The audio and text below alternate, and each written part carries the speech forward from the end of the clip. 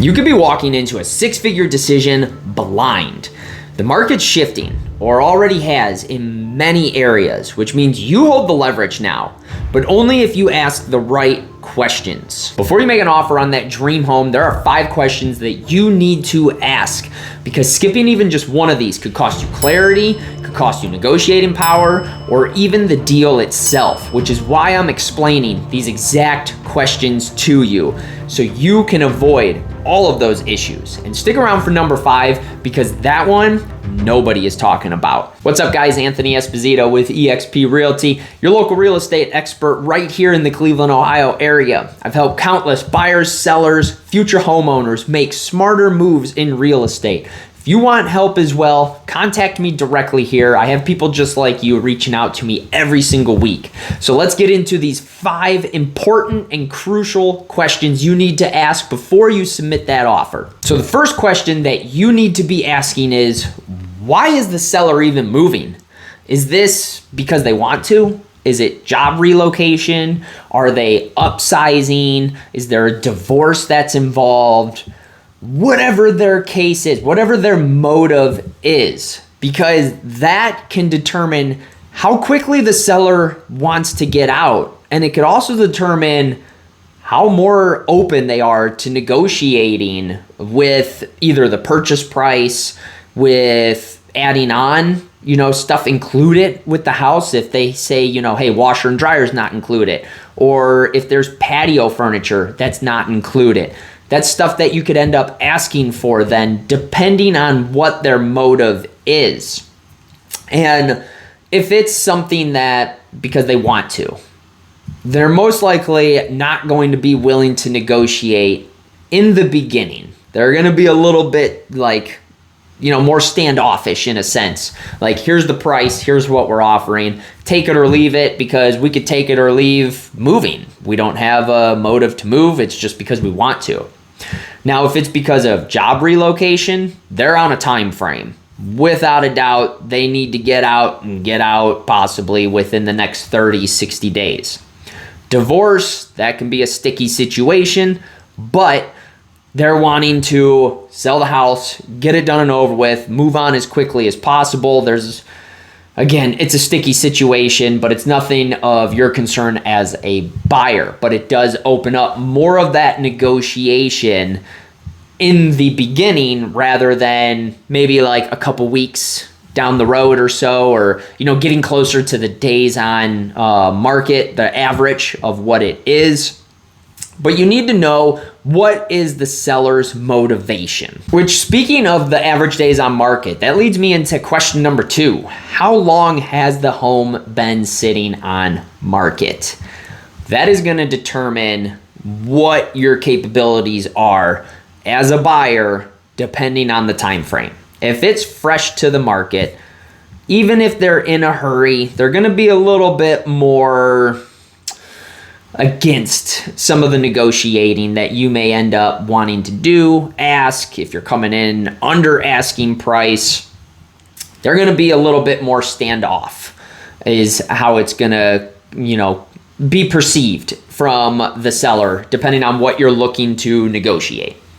Now, if it's something that's closer to average days on market, then they're most likely getting a little bit more anxious, trying to sell the house, move on from it, which means they're going to be more willing. Willing's a better word to use than standoffish. They're going to be more willing to work with you as the buyer just to get the house sold, because it happens all the time.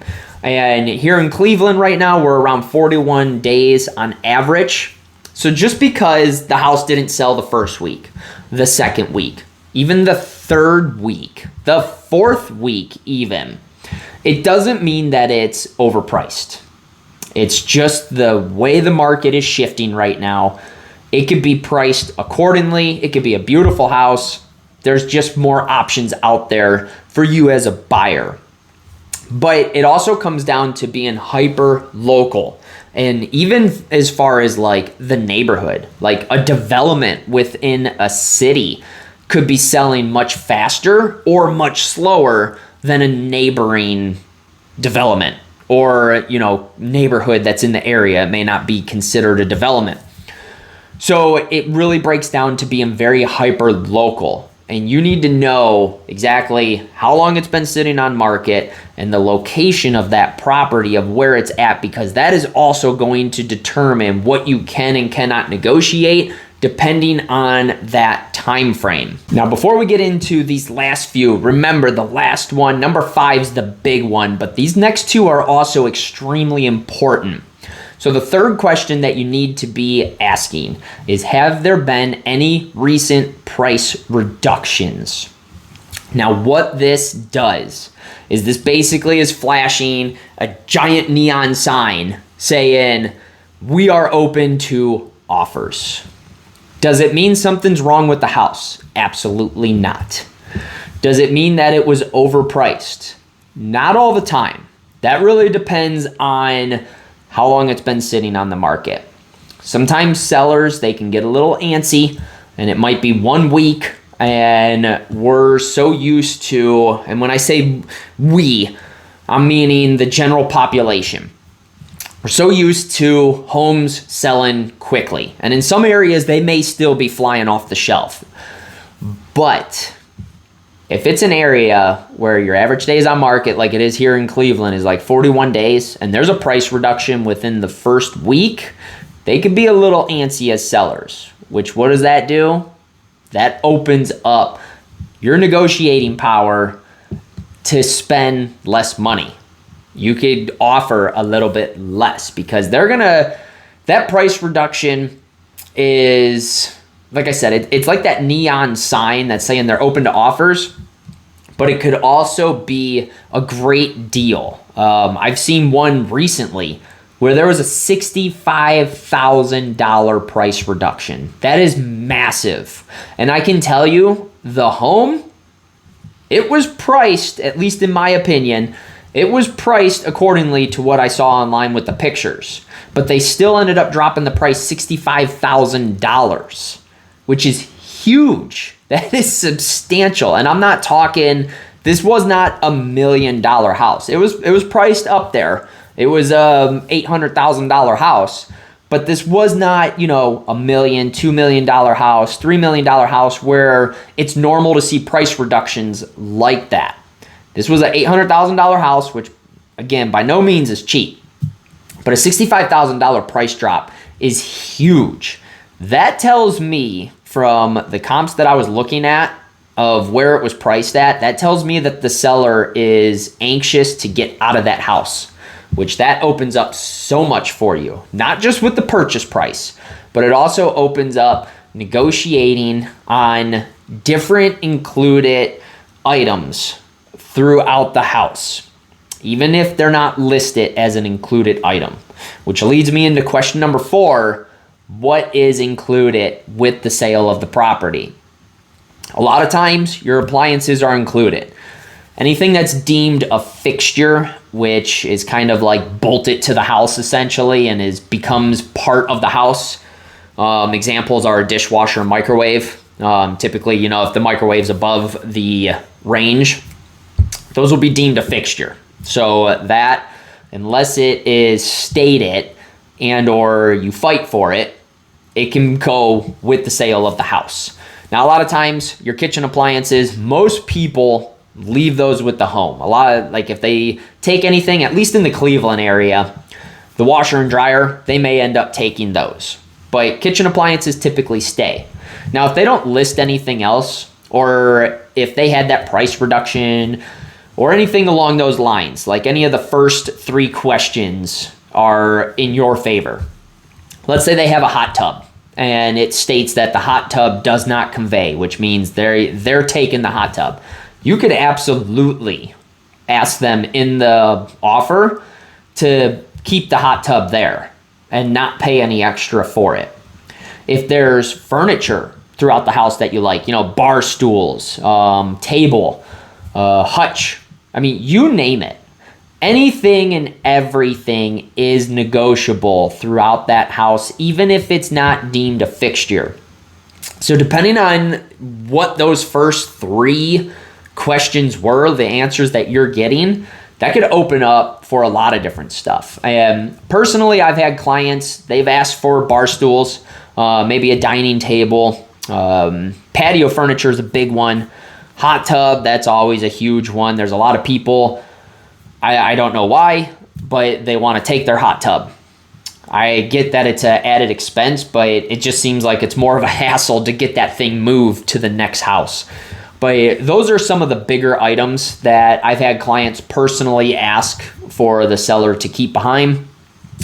Gym equipment, sometimes it really just depends on you as a buyer, but find out exactly what is included, what is not included, and be sure to negotiate anything that you want in there. I mean, you may have to pay a little bit extra out of pocket, but if you like a piece of furniture of any sort, you could absolutely ask the seller if they can put that, like keep that with the house, the purchase of the house. And now the big one, number 5. Yep, here it is. With the recent changes over the past year, you as a buyer are now responsible for having an agent represent you to cover the agent's fee. The question is the seller offering any form of concessions, whether it's towards your buyer's agent commission or fee, or if it's towards your closing cost as a buyer? These need to be asked because this is a game changer.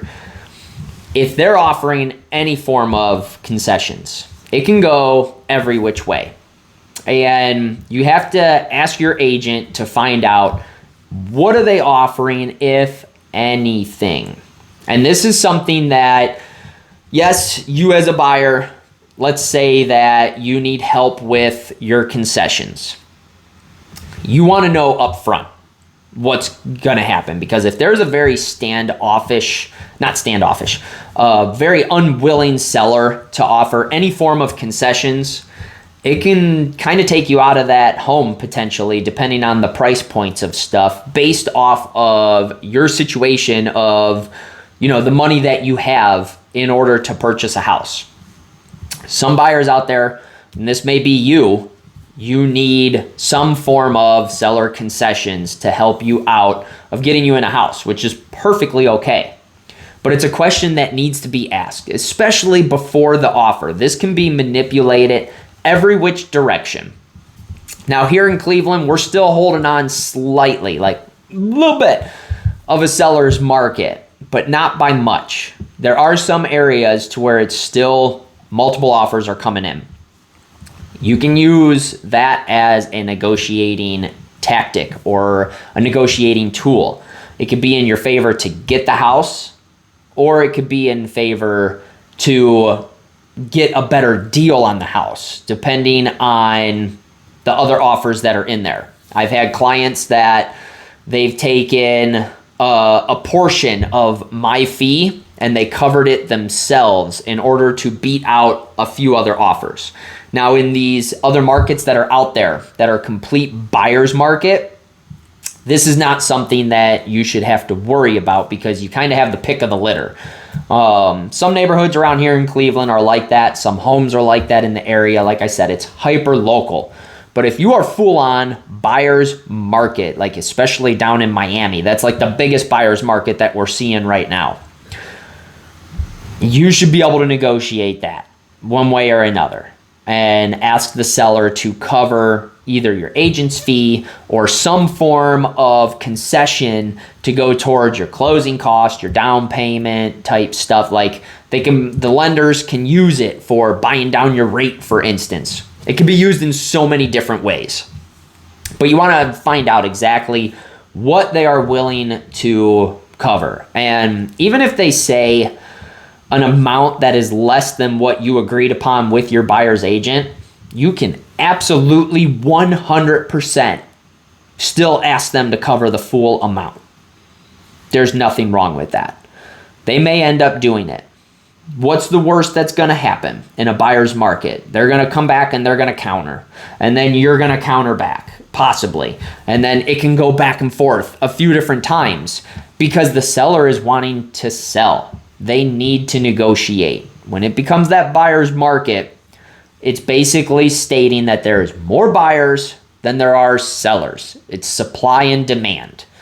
Okay? There is less supply, there is more supply, less demand.